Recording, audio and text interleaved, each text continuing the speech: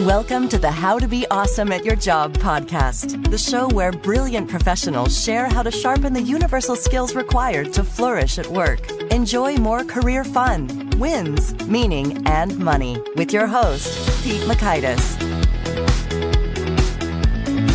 Hello, and thanks so much for joining us here for episode 442 with Dianna Booher. If you perchance spend more time on email than you'd like, Dianna has some handy solutions for you. So you'll learn 1, just how much time you can save through email optimization. 2, how to reduce useless emails and optimize your inbox. And 3, how to compose better emails in less time using the MADE, M-A-D-E, structure. So if you want to check out the show notes or the transcript or the links to items we've referenced, it's over at awesomeatyourjob.com/F442. Now, here's Dianna's story. Dianna Booher's lifework has centered around communication. She's the author of 48 books that have been translated into 60 foreign language editions. She's traveled the globe talking with clients and organizations on 6 continents about communication challenges they face at work and at home. Her firm works with organizations to help them communicate clearly. During her more than 3 decades at BooherResearch Institute and earlier at Booher Consultants, she and her team have provided communication training programs, coaching, and consulting to governmental agencies and more than a third of the Fortune 500 organizations. The national media frequently interviews Booher for opinions on communication issues, and she blogs regularly for Microsoft, Forbes, and the CEO magazine. So thanks to Dianna for spending some time with us, and thanks to our sponsors. Check them out. And big thanks to our sponsor, Acorns. Acorns makes it easy to start automatically saving and investing for your future. You don't need a lot of money or expertise to invest with Acorns. In fact, you can get started with just your spare change. Acorns recommends an expert-built portfolio that fits you and your money goals, then automatically invests your money for you. NerdWallet.com, whom I love on these sorts of matters, gives Acorns a whopping 4.7 stars and says, quote, if you want to make the most of your spare change, there's no better place to do that than Acorns. Head to acorns.com/awesome or download the Acorns app to start saving and investing for your future today. And we got a legal disclaimer here. It may not be representative of all clients. Tier 1 compensation provided. Compensation provides an incentive to positively promote Acorns. View important disclosures at acorns.com/awesome. Investing involves risk, including the loss of principal. Please consider your objectives, risk tolerance, and Acorns' fees before investing. Acorns Advisors LLC, Acorns, is an SEC-registered investment advisor. Brokerage services are provided to clients of Acorns by Acorns Securities LLC, member FINRA/SIPC. For more information, visit acorns.com. One sponsor to check out is Harvard Business Review. This brilliant magazine, published at hbr.org, is the leading destination for smart management thinking. Fun fact, HBR has been mentioned in 108 episodes of the show. That's because HBR has great stuff that comes up often. They've got explainer videos, podcasts, real-world case studies, and much more. I think of HBR each night that I put on my special orange glasses. Their article, Will Blue Light Glasses Improve Your Sleep?, revealed that those who wore them reported better sleep and a 7% improvement in work performance as compared to those who wore the sham glasses. So I cite HBR anytime anyone tells me that I look silly wearing them. Now, much of HBR's content is available for free when you sign up at their site. Subscriptions that get you unlimited content cost $10 a month. If you visit hbr.org/subscriptions and enter the promo code AWESOME, you can save 10% off of that subscription. Again, to save 10% off of your HBR subscription, go to www.hbr.org/subscriptions and enter the promo code AWESOME. Here is Dianna. Dianna, thanks so much for joining us here on the How to Be Awesome at Your Job podcast. Thank you, Pete. It's great to be with you. Well, I'm excited to chat once again. I think we're going to get into some really important stuff. Your book is just a bullseye, I think, for many professionals that they need to hear. But first, I want to hear a little bit about you. You say you're afraid of heights, yet you have 4 million frequent flyer miles on American Airlines. What's the story here? I don't know. I'm going to blame it on my mom. You know, we blame everything on our parents. But she used to tell me when I was growing up, I was going to catch my shoelaces in the escalator, jump off quickly. And I guess that's where it came from. I don't know. But I have been known to even walk over and ask total strangers if I could hold onto their shoulder or their elbow going down an escalator. I'm just what do they tell you? Yes. I ate at a trade show. Would you believe it was a competitor who was standing at the top of an escalator about to go down? And I humbled myself to go over and say, I am totally afraid to get on that escalator. Can I hold on to your arm? And she just broke out into hysterical laughter and said, of course. And it broke the ice, actually improved the relationship. So, oh, that's good. Was this a training competitor? Yes, it was a competitor by my training company. But I've even tried to get over it by, going on tours when we're climbing a mountain, doing something to, go to this big lookout. And probably every country that I've visited, about 60 of them. And I would start off with my husband, in this group, and we're going to go. And I would get to the first or second little stop and just cling to the side of the mountain till they came back down. No. I just can't do it. I just freeze. Well, maybe someday. But nonetheless, it hasn't stopped you from flying and building and selling a training business. So congratulations on that as well. That's cool. But you're still in the game somewhat because you wrote a new book, Faster, Fewer, Better Emails. Very on topic, I think, for a lot of us. So tell us, what's the big idea here? Well, basically, it's about productivity and, of course, the writing skill because you want to be on message. But it increases productivity 3 ways. It gives strategies to reduce the volume that's about to engulf everyone. It helps you write the necessary emails better so you get the action you want. And really the third way it increases your productivity is it helps you write faster because you're thinking more clearly and you say the right thing the first time. You don't have to do it over and over and over. So basically, that's it. Cool. Well, that sounds great. Well, so maybe let's talk about the why for a second. So I know I don't like having a ton of emails hanging out in my inbox. It feels kind of uncomfortable. Just a low level anxiety exists in my psyche when I've got it. And I know listeners, I owe you some messages, but you're not forgotten. It will happen. Yeah. Hashtag 2 babies. I think most people feel stressed by their email. Yeah. At least that's what we report, when we did our major survey, which is sort of the basis of all the strategies that we give in the book. Well, we surveyed people from more than 30 different organizations across all industries. And we found people are really, really stressed out by their email. And they're not only at work, but when they go home, they're logging back in after hours and on the weekends to just keep up with it, to start off even again the next Monday. Oh, certainly. Well, so could you maybe give us the lay of the land then? You got the survey, some research, some study. Can we get some numbers on kind of what sort of time are we talking about and what kind of time could be saved if we were doing it faster, fewer, better? Well, 2 to 3 hours a day, and that's conservative according to the research. And we found that 42% of the respondents spend 3 or more hours a day doing email. And that's just astounding to me because many people, that's not their core job. We're not talking about people whose job it is to sit there, like customer service agent, maybe whose job it is all day to sit there and respond to email. Yeah. But maybe their core job is, doing an engineering project or writing a feasibility study or doing an engineering report. But that's just on top of their regular job. In fact, a story that one CEO was talking about, he was talking to a reporter. He didn't actually, this was a story passed on to me, but the reporter was asking about the volume of email. And he said, well, I have a project here that would probably take me an hour and a half to finish. But because I get so much email in here, it's probably going to take me the rest of the afternoon to do it. And that was at 1:30 in the afternoon. So the idea is that people just can't get to their real work because of keeping their email up, staying through the inbox, going through it all the time. We just found out a lot of things with the email that I was really surprised to know. And that comment from that CEO reminds me, 55% of our respondents said that they check their email at least every hour.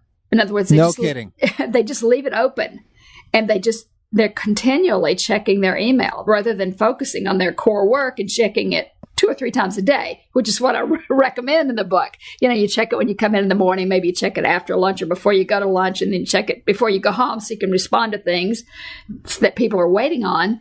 And it's either waiting for them before they go home or the next morning. But some people just, as things pop into their box, they handle it. So they're continually distracted from what they're doing.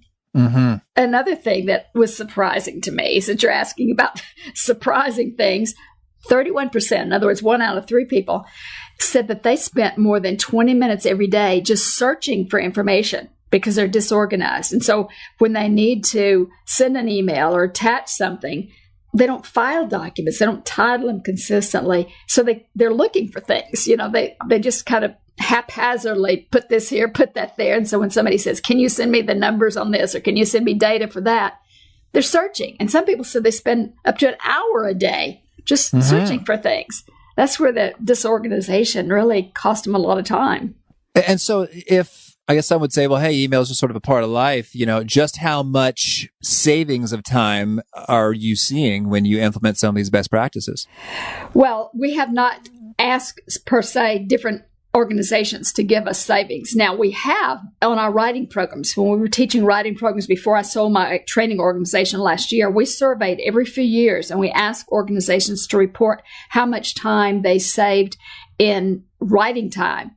And the average participant or the average organization came back to us and said they saved upward of 35% on their writing time. Okay. And also we had to measure reading time. Now, this was self-report. And we would say, all right, when they started, before they went through our program, we would say, how much time do you spend writing normally? And then how much time have you reduced it? We would not just the next day. Well, they remembered all the techniques we gave them. Right. But we would ask the organization, not us, but the organization, their HR department, their training department, go back and ask them 3 months later, how much would you say you've estimated reducing your writing time? And the average would be upward of 35%. And so that's a tremendous savings in just their thinking process. And then also in reading time, we ask them to do the same thing from their executive's perspective. All the documents that are coming to them. And they're just basically their job is reading, decide, approve, buy this, consider, have a meeting on that. But all of that is coming to them in written form before they take those actions. And if they can cut the length of documents going to them, then obviously, and particularly if they're copying, 6 people or 42 people, then they're saving a lot of reading time. So that's another way to measure.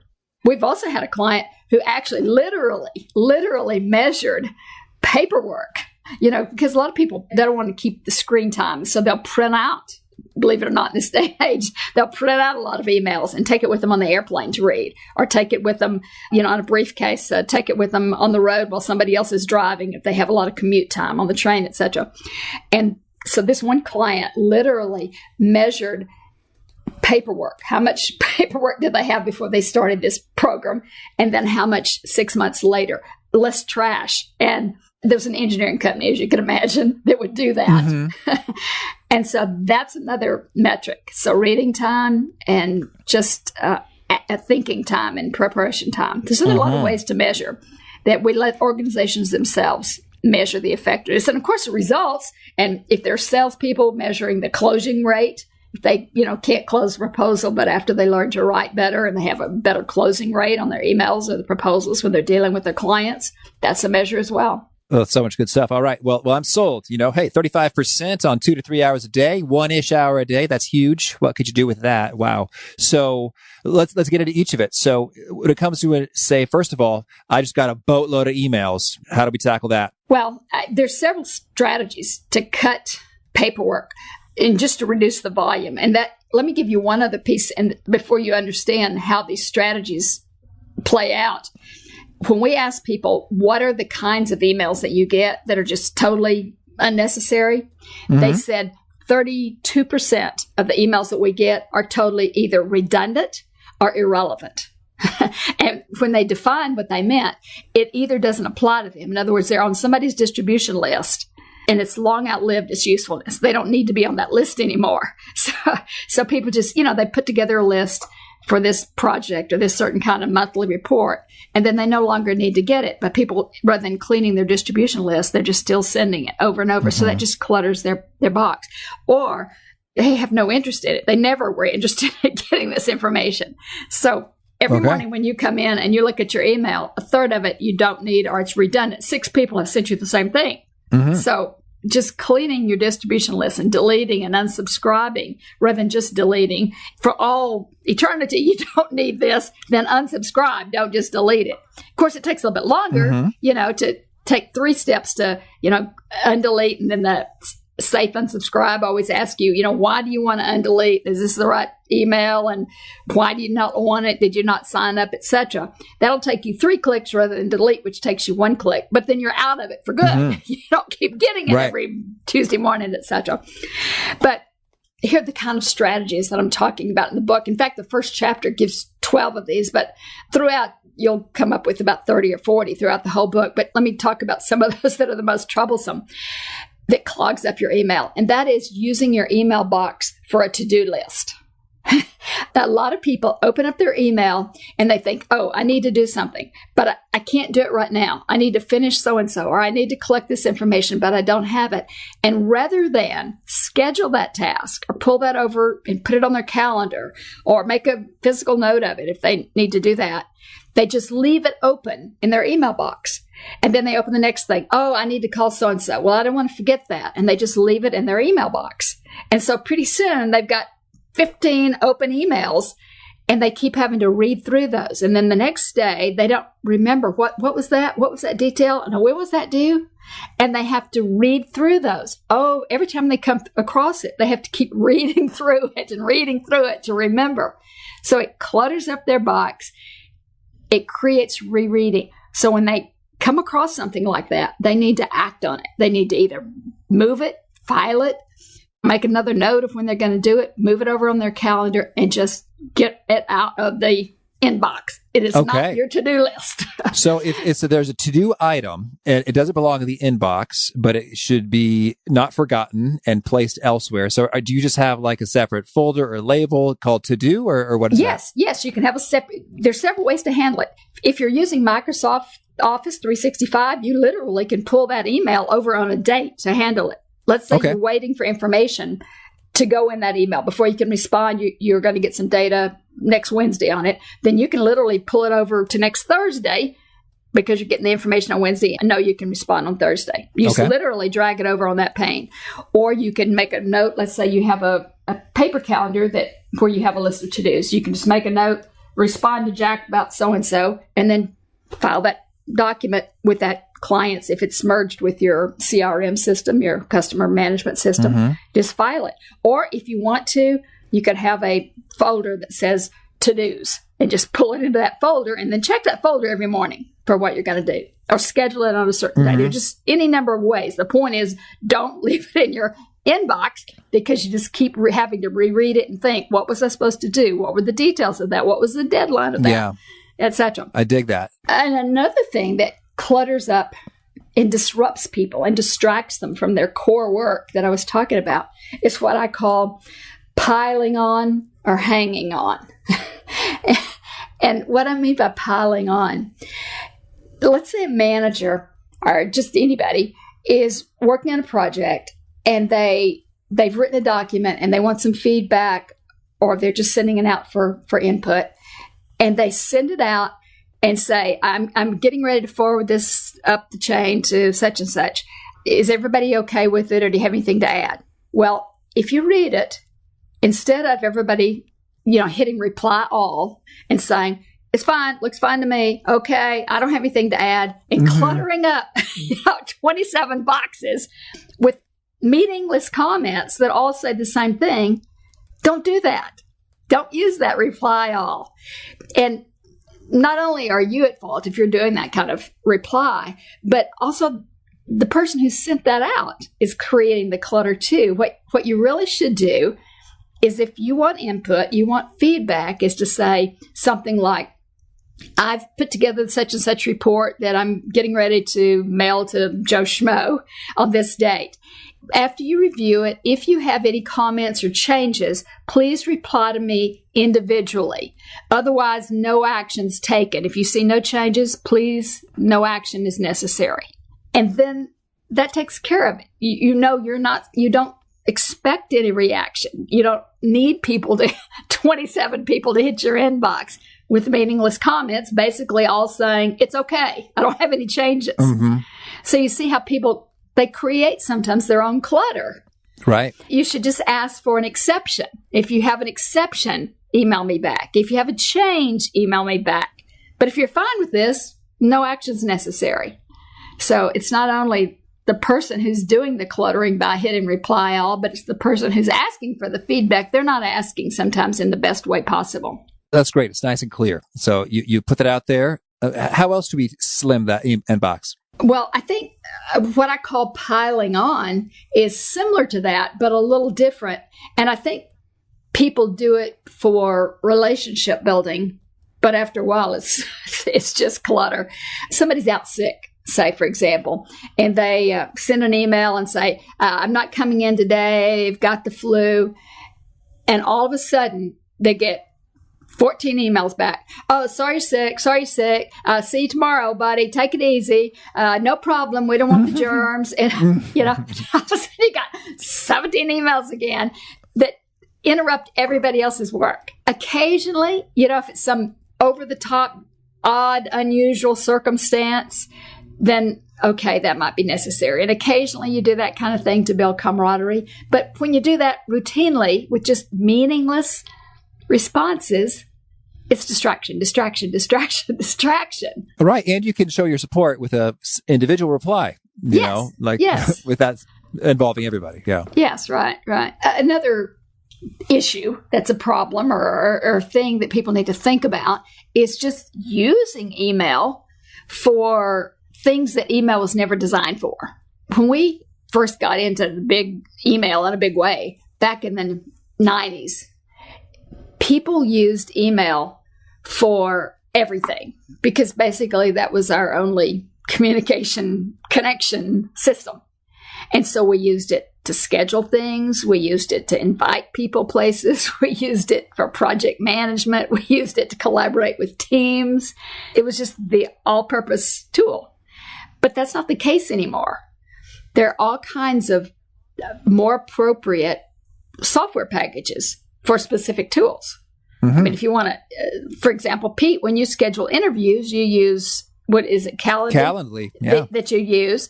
If you're doing project management, there's Basecamp, there's Asana, there's WorkZone, there's Slack, there's all kind of project management tools and communication tools so that all of your comments as a group working on a project can move over to that area and be together without cluttering up your email. Mm-hmm. Whatever tool that's more appropriate, take it off your email so that it's done efficiently. And if you're using Microsoft 365 and you're trying to set up a meeting with 3 people, I mean, you've seen people go back and forth on their email like, we really need to get together to discuss this. Are you open at the end of the week? Then somebody else replies back, I can't do it at the end of the week. I'm going to be out for a couple of days. We're closing our new house. How about early next week? The person who emails back says, well, I'm going to be traveling Tuesday. How about Wednesday after 4? No, I can't. And they got 6 emails going back and forth trying to set a time when on Microsoft, they could just say, Cortana, find an open place on our calendars and schedule the meeting.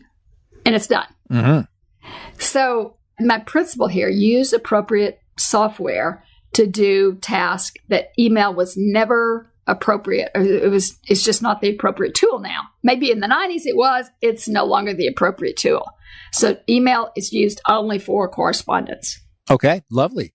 Well, so now I want to dig into a little bit of the composition side of things. And you've got a framework, which I want to hit in a moment. But first, I'd love to get just you mentioned that you saw some cool results with regard to sales folks having better, close rates, or I imagine also opening things up with a cold email and starting a conversation.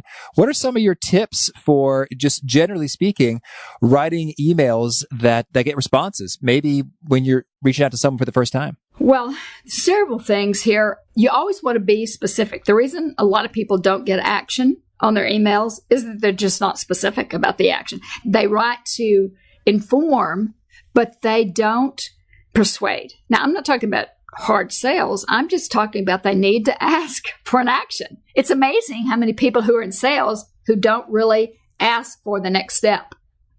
So can we meet with you to give you a trial run through this? Can we set up a tour? Can we do such and such? They have to be very specific about a time, a date, a task. The greeting needs to be tailored. You get a lot of emails that have gone to the world, so to speak. They sent it to their entire database because it doesn't use your name, and there's nothing in there that is specific to you. There's no indication that they know anything about you or remember anything about you from a previous conversation. So there needs to be some tie to what you said previously. I think it's also important in the subject line that subject line is not mysterious. I know if you are, writing ads on TV, if you're doing something for the Super Bowl, okay, you've got to be clever and cute and whatever. But that's not email. Email, I call them sublines, SUB. That stands for they need to be specific, they need to be useful, and they need to be brief. So if you can take the SUB, specific, useful, and brief. Because otherwise you're an SOB. Couldn't resist. You've probably heard that dozens of times. You probably in your life. Yeah. Yeah. Quick thinking there, Pete. Oh, you got it. But people prioritize by their subject lines. When they're busy and they're on their phone and they're sitting at the gym waiting on their, sitting at the soccer field, waiting on their child to finish the sports workout or whatever. And they're going through, 42 emails and they're trying to decide, read now, read later, wait till I get home, wait till I get back to the office in the morning, etc. They've got to decide and prioritize. And so you've got to tell them immediately. And some of them actually just read the subject line and decide to delete. And make the decision whether I'm going to open or send it to somebody else. So they need to be able to tell exactly what it is and see what's in it for them. So if you can put the action that you want in the subject line, that much better. A lot of times people just use a topic in their subject line. And what's far better is to use a headline. Can you imagine reading the newspaper tonight and seeing something like Congress, veto, terrorist attacked, weather. I mean, you don't. You see something like terrorist attack kills 52 people in Malaysia or Sri Lanka or whatever. Or you see Congress, Trump vetoes XYZ legislation, or Congress passes XYZ bill. You see a message. And that's what highs of 70 this weekend. Yeah. Your subject line needs to say something, not just introduce a topic. And that's yes, I say this with slide headlines too, as opposed to just like report, data, survey. It's like, well, tell me what I'm supposed to take away from the survey. Otherwise, we might all just draw our own interpretations, which if that was what you were going for, that's okay. But usually it's not. Usually you're trying to tell a story. Right. I coached 6 executives last week, and I was coaching them on they're already executives, but I was coaching them to polish their executive presence and when they actually do a presentation to the board of directors. And we went through the entire slide decks, and by far, most of them just had a topic as their slide. And I was saying, well, but what's the walk away here? You're talking about your revenue, but what about your revenue? You're talking about your goals. Well, are you saying you're not going to meet your goals? You are going to meet your goals. Your goals are falling short of what you budget, or your revenue, or your profitability. Is it that you're not going to meet your profitability goals for the next quarter? What is the point about that? And they finally got it. And then once they understood, we're going for a headline here. If they could just read this and didn't see anything on that slide, or they didn't read anything in that email, could they walk away with a point? And then they got it. And that's key in email.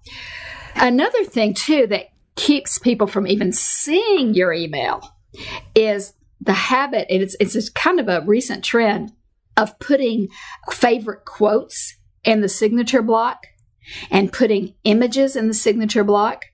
It wasn't a big deal until about 5 years ago. Maybe it was about 8 or 10 years ago. People started putting an image for their signature. Instead of typing it, they started writing, actually doing cursive, so to speak, and scanned it in, and they scan in their, like Joan Smith. And then they put that image there, and they'll put their favorite quote, or they might put a banner or their company logo. Those are the kind of things that spam filters catch and keep things from being delivered.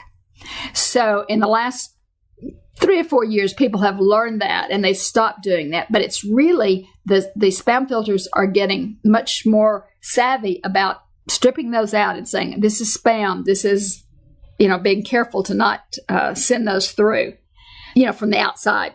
So be careful about doing that and use fewer images that will get clogged or get screened out. Okay, cool. All right. Well, so that's some handy stuff in terms of getting the response. And so now, let's talk about the process you utilize to craft emails quickly and effectively. Okay. Well, the book, which talks about writing faster, fewer, and better, there's two parts to that. I don't mean faster in the sense that you're really going to type faster or that you're going to zap it off faster or there's a faster way to get your email through technologically. What I mean by that is faster thinking. All right. If you do it better and you think better, you will do it in a more complete fashion from the very beginning, and that will result in getting the action done the first time. And you'll, instead of having to write 7 emails to correct a problem or to handle a situation, you'll write 1 email that takes care of the whole situation. And so that's what I mean about overall fast. Overall, the whole situation will be taken care of faster. And so the thinking process really is to analyze your audience right up front. Do you have one reader or do you have multiple readers? Who should you really copy? A lot of people, if you think about this, Pete, a lot of people they have a situation that they need to communicate about. They write the email and then they think, okay, who should get a copy here? Okay. That's a totally wrong approach because your email should be tailored according to, just like that slideshow we were talking about a minute ago, the email should be tailored according to who you're writing to. So the first step is, who am I writing to? And then what is their bottom line message of interest? If they could just read one sentence, what would that one sentence be? Or why do they want to know this? What's their interest in about this situation? And then you ask yourself, how are they going to use this information? I mean, are they going to actually do the action? Or are they just going to approve something? Are they going to just forward this email to somebody else and somebody else is actually going to implement it? And if so, then I need to copy so-and-so because they need to actually implement it. Or maybe I should put the bulk of this information in an attachment for a reference so somebody can just print it off because they're the doer, but the person I'm writing to is just the decision maker on it. They're just going to approve it, and then they can forward it to somebody else to actually implement this a month later. So you see all those questions matter even in the format of what you're sending. And then you ask yourself, okay, what do they already know about it?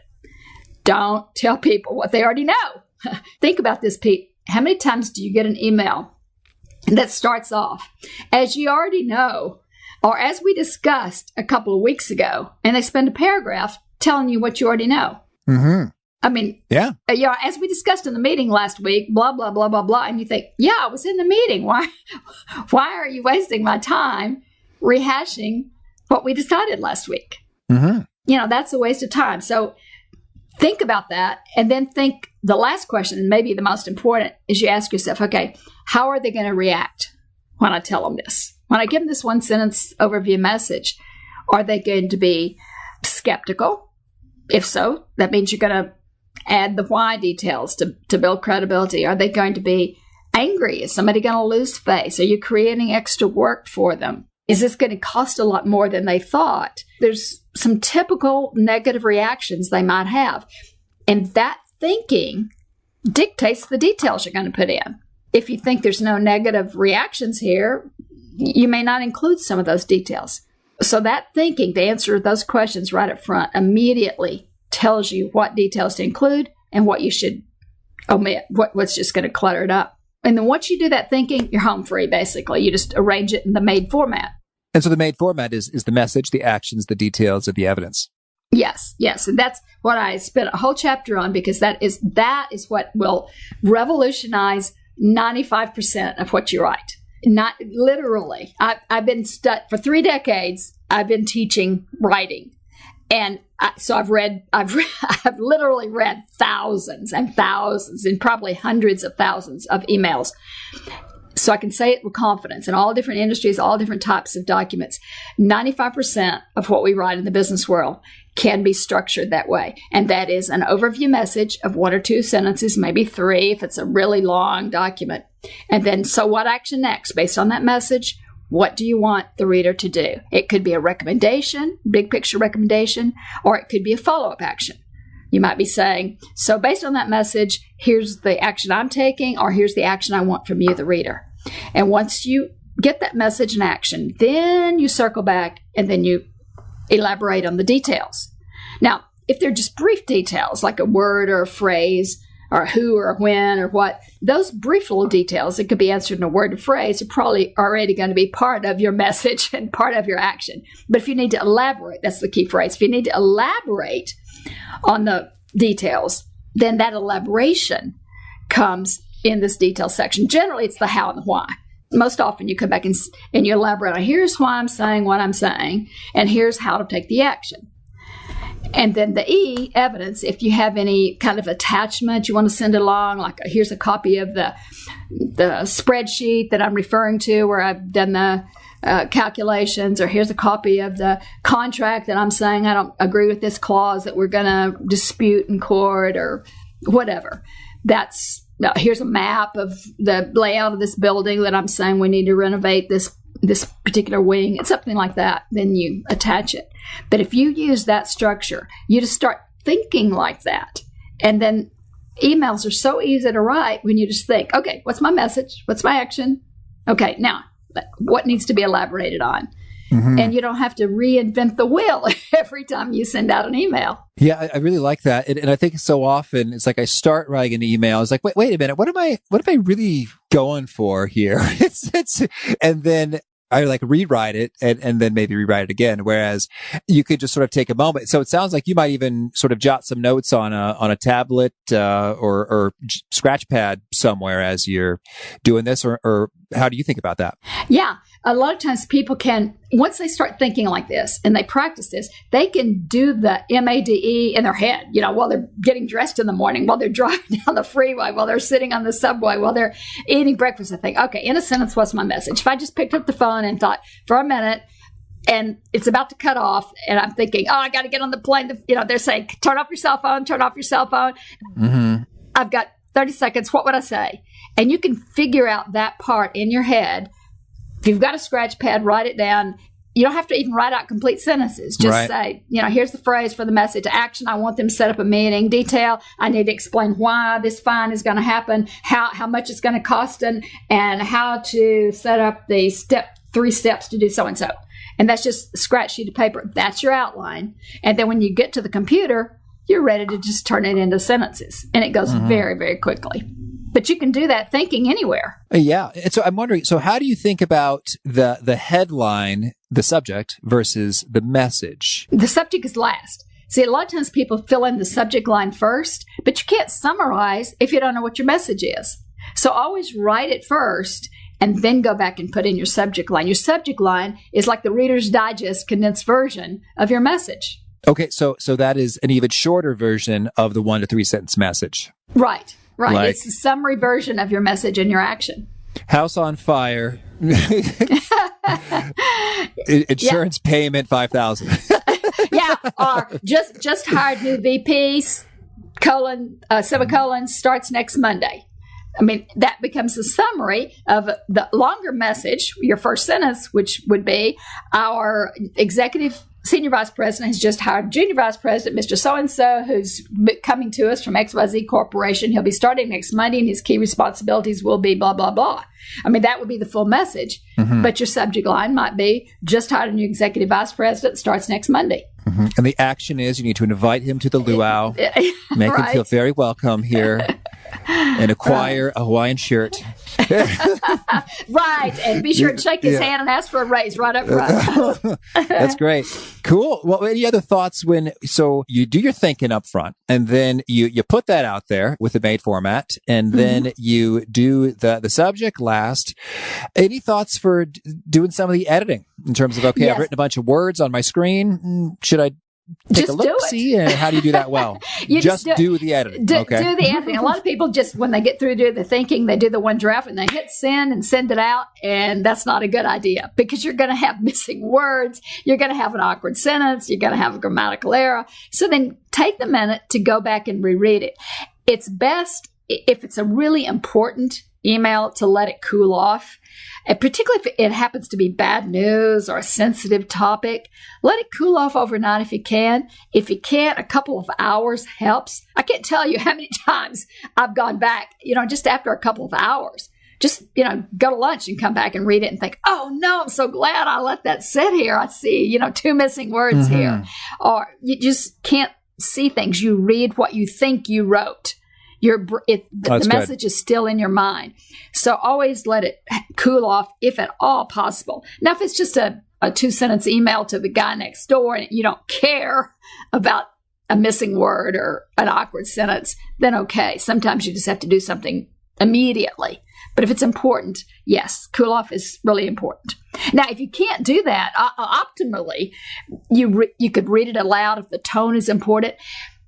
Read something aloud to yourself, and you can catch errors. If you think people are going to think I'm crazy, I'm talking to myself, pick up the phone and hold it like you're talking to somebody, or you've got your Bluetooth plugged in and you're just talking out loud, and people won't think you're crazy. They'll think you're talking to your spouse on the phone. And it will sound funny to your ear. If it sounds awkward and stilted or something, your ear will catch it and you can improve it. If the sentence sounds too long, when you start to read it, it will feel awkward to you. And you'll think, whoa, I lost my breath. I couldn't even get to the end of the sentence. And it'll help you go back and think, I need to cut that sentence in two. It's too long. I ran out of breath, ran out of steam, ran out of energy.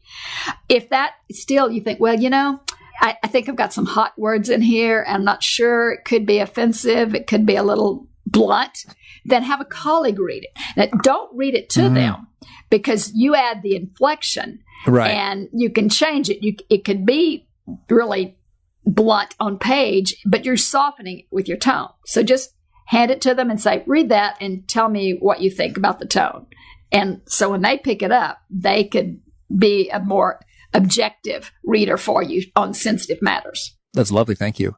Well, tell me any sort of key, software, plugins, add-ins, services, tools that make this better or help with the email struggle. Well, I mentioned things for software to do other things other than email, like Calendly, Slack, WorkZone, Smart Sheets. Those are the kind of things that you want to look into. Just think, do I have other things that are not correspondence related? Those are what's helpful to you. Short keys. If you find yourself writing the same messages over and over, maybe like a bio, like when I respond to reporters frequently, they want your credentials or your bio. So you have that on short keys. You can just hit 2 keys or, code, and the whole paragraph goes in. If you have a certain product or a certain service that you provide, then you hit short keys and the whole paragraph goes in.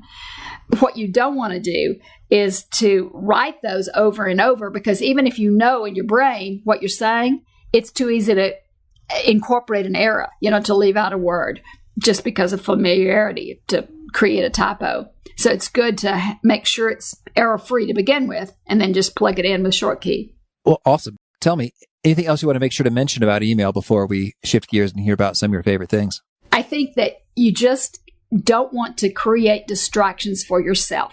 Many people create their own distractions with email because they keep it open and they use it for to-dos and don't ask things in the right way. And so they write 6 or 7 emails to accomplish what the first one should have accomplished. All right. Thank you. Now, could you share with us a favorite quote, something you find inspiring? I like the quote by Martin Luther, who said, if you want to change the world, pick up your pen and write.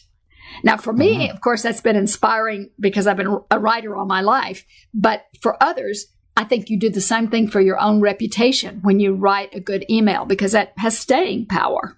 It establishes your credibility on any subject. And how about a favorite study or experiment or bit of research? I always like to read the major studies that IBM does, that Kinsey does, McKinsey, PricewaterhouseCoopers, all of the Gallup. I like surveys because I like to keep my finger on the pulse. And of course, it was very revealing. Our study with University of Northern Colorado, their social research lab, when we did this major study for Faster, Fewer, Better emails, that was very revealing. So whatever study that you put faith in, look at the trends from that.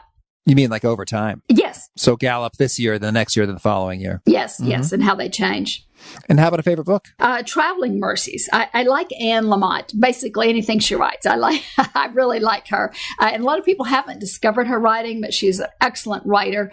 She has a book called Bird by Bird, which is on writing. All right. But Traveling Mercies is one of my favorite. And how about a favorite tool, something you use to help you be awesome at your job? I like Snipping Tool. It's just so easy. I keep it right at the bottom of my taskbar. I find that I use that all the time. It's just so useful for adding something, a screen capture, to send in an email to show people exactly what you're talking about. So simple and yet so useful for so many tasks. And it's called Snipping. It's called Snipping Tool. Mm-hmm. That's Tool. The name of it. Snipping Tools. The icon is like a pair of scissors, and you literally can cut anything on your screen and then attach it to an email and send it. You can email it. You can paste it into an email. You can just capture the screen and send it as attachment. It's just, it's like the simplest miracle that you can imagine. Okay. And how about a favorite habit? Something that you do that makes you awesome at your job? This is weird, I know, because most people like to procrastinate, but I like to move all of my deadlines for any kind of task. I move them forward in case of emergency. If somebody tells me I have to have something done by May 31st, I will move it up at least 2 weeks because I don't want to be caught in case of an emergency. If there's a major illness, if there's a death in the family, I just don't want to be stressed out and I don't want to miss a deadline. So whatever deadline somebody gives me, if it's just a few hours or days or weeks, I'm going to move it forward. That's just a habit I've had all my life. Sure thing. And is there a particular nugget you share that seems to connect and resonate with listeners and audience members? Yes, this sentence I have quoted and collected in most quote collections online more than any other. It's been out there for a while and people just keep repeating it and quoting it. It's, if you can't write your message in a sentence, you can't say it in an hour. All right. Beautiful. Well, Dianna, this has been a ton of fun. I wish you tons of luck with faster, fewer, better emails and your other adventures and just keep doing the good work. Thank you, Pete. It's been great to be with you. Dianna had so much good stuff here. Wow. Can you imagine slashing 35% of your email time on out of there? I really dug what you had to say. I also dug some additional tools that we didn't talk about, such as Superhuman for email to go even faster. I am a paying user of Superhuman and I genuinely love it. They're not paying me to say it. Maybe they should one of these days. That'd be nice. As well as OmniFocus to just forward tasks over into my task box separately, not using it as a to-do list piece. But even if you use none of those fancy tools, I think just following that MADE framework can be huge for saving time. I really like the action piece in particular. I'm always amused when I get an email that's just a bunch of stuff like thoughts? Question mark? It's like, I don't know. Thoughts is so broad. It'd be much better if you could ask me for exactly what you would like from me. And then I will be able to give you all the better thoughts in response to that. So great stuff from Dianna. Again, the show notes, the transcript, the links to items we've referenced are over at awesomeatyourjob.com/F442. If you haven't already, I hope you'll push subscribe. You'll catch our next guest. It's Peter Ludwig. He's talking about how to conquer procrastination. I hope to catch you there. And I hope to catch you even earlier by hearing your advice over in that survey, awesomeatyourjob.com/advice. Until then, peace. Thanks for listening. To get the most out of the show, we recommend 2 key things. First, check out the extra resources at awesomeatyourjob.com. You can find this episode's transcript and links, as well as the perfect episode for your situation. You can search the full text transcripts of hundreds of episodes or explore episodes tagged by topic and competency covered. Second, subscribe to the podcast and get future episodes automatically. You can subscribe by telling Siri and several other smartphones and speakers, subscribe to the How to Be Awesome at Your Job podcast, or by tapping subscribe in your podcast player of choice. If you'd like some extra help figuring out podcasts and how subscriptions work, visit awesomeatyourjob.com/subscribe for guidance. Hope to catch you on the next episode of How to Be Awesome at Your Job.